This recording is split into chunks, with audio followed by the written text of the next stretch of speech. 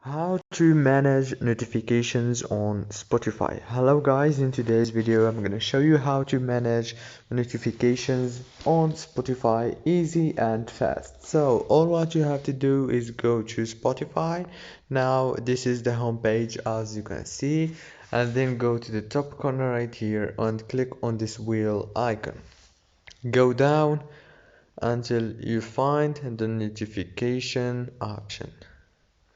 Okay, here is it. Now click on notifications, and that's it. Now from here you can manage notifications as you want. For example, the recommended music you can turn on or turn off, the new music, the concert notifications, the artist updates, everything from here you can turn it on or turn it off as you want.